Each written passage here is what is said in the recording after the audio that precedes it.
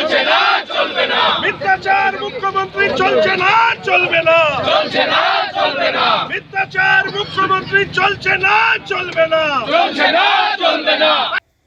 নীতি আয়োগের বৈঠকে মুখ্যমন্ত্রী মমতা বন্দ্যোপাধ্যায় ওয়াকআউট করে বেরিয়ে এসেছিলেন এবং অভিযোগ করেছিলেন তাকে তার বক্তব্য বলতে দেওয়া হয়নি, তার মাইক্রোফোন বন্ধ করে দেওয়া হয়।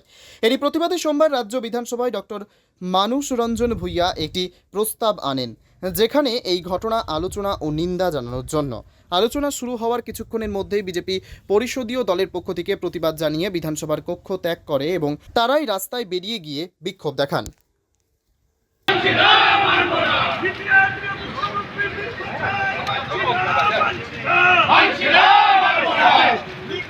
নীতি আয়োগ নিয়ে মুখ্যমন্ত্রীর মিথ্যাচার মানছি না, মানব না।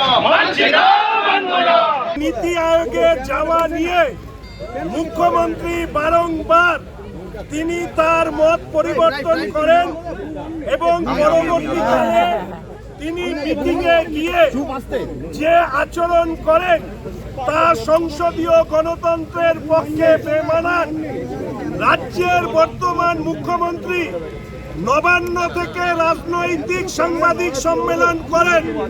ওনার ভুলে যাওয়া উচিত নয় যে নবান্ন আর নীতি আয়োগের যে সরকারি সভা দুটো এক নয়। রাজ্যের মুখ্যমন্ত্রী তিনি বাইরে এসে সাংবাদিকদের সামনে যে বক্তব্য বলেন সেই বক্তব্য নীতি আয়োগের পক্ষ থেকে সম্পূর্ণরূপে খণ্ডন করা হয় এবং বলা হয় মুখ্যমন্ত্রী তার সময় শেষ হয়ে যাওয়ার পরে তিনি নিজেই বেরিয়ে যান। কিন্তু আমাদের রাজ্যের মুখ্যমন্ত্রী অসত্য ভাষণে পটু নাটকীয়ভাবে উপস্থাপনা করে রাজ্যের মানুষের মাথা হেট করে দিয়েছেন। Bureau report, PB news. Sun Hospital, এখানে যে কোনো রকমের চিকিৎসার বিশ্বস্ত প্রতিষ্ঠান। খুবই কম খরচে বিশ্বমানের চিকিৎসা প্রদান করে থাকে। উন্নত মানের ওয়ার্ড কেবিন, পরিষ্কার পরিচ্ছন্ন পরিবেশ দ্বারা সুসজ্জিত চিকিৎসা ব্যবস্থা রয়েছে। এছাড়া স্বাস্থ্যসাথী কাজেও পরিষেবা প্রদান করা হয়। সুতরাং আজই যোগাযোগ করুন সান হসপিটালে। ঠিকানা জিটি রোড, ভাঙাকুঠি, বর্ধমান।